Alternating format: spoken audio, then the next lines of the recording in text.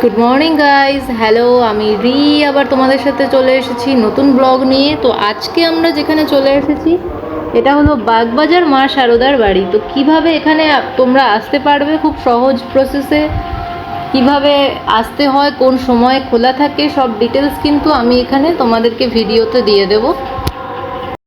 তোমরা কিন্তু এখানে সহজেই আসতে পারবে। কোন ট্রেন ধরে না, মাঝেরহাট লোকাল ধরে কিন্তু বাগবাজার প্ল্যাটফর্মের স্টেশনে যদি তোমরা নেমে যাও, তাহলে এখান থেকে কিন্তু হেঁটে 5 মিনিট জাস্ট লাগবে তোমাদের মা শারদার বাড়ি পৌঁছোতে। আমি আট্টাচারের বনগাঁ টু মাঝেরহাট লোকালটা ধরেছিলাম, ধরে আমি কিন্তু পৌঁছে গেছি 9:30টার মধ্যে বাগবাজার স্টেশনে। এখান থেকে আমরা হেঁটে হেঁটে কিন্তু স্টেশন থেকে নেমে 5 মিনিট হেঁটেই ঠিক মা শারদার ঘাটের উল্টো দিকে একটা গলি চলে যায় ডান দিকে, ঠিক ওই গলিটা ধরে একটুখানি এগোলেই কিন্তু বাগবাজার শারদা মায়ের বাড়িতে পৌঁছে যাবে।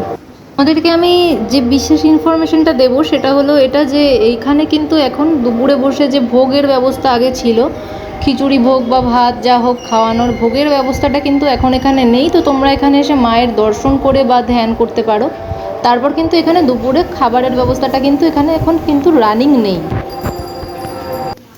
আর তাই জন্য আমরাও যেটা করেছিলাম, আমরা এখানে এসে মায়ের বাগবাজারে দর্শন করে তারপর এখান থেকে আমরা কিন্তু দক্ষিণেশ্বরের 45 বাস ধরে এই আমরা শারদা ঘাটে পৌঁছলাম। ওখান থেকে হেঁটে এখান থেকে আমরা কিন্তু 45 যে বাসটা দক্ষিণেশ্বরের উদ্দেশ্যে যায়, সেই বাসটা ধরে নিয়ে আমরা দক্ষিণেশ্বর পৌঁছে যাই।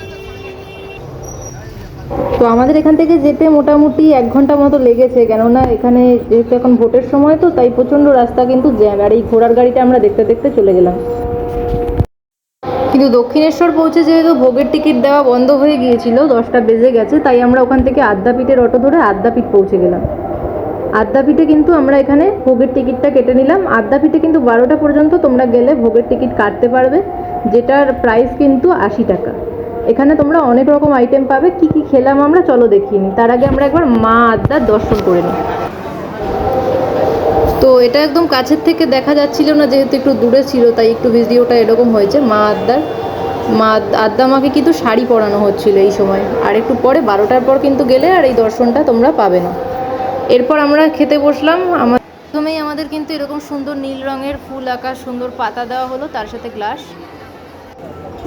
আমাদের খাবারের মধ্যে প্রথমেই কিন্তু এলো মিষ্টি পোলাও, তার সাথে যেটা এলো এটা হলো বেগুনি নয়, বেগুনির মতন দেখতে, কিন্তু ভিতরে কুমড়ো দিয়ে তৈরি করা ছিল।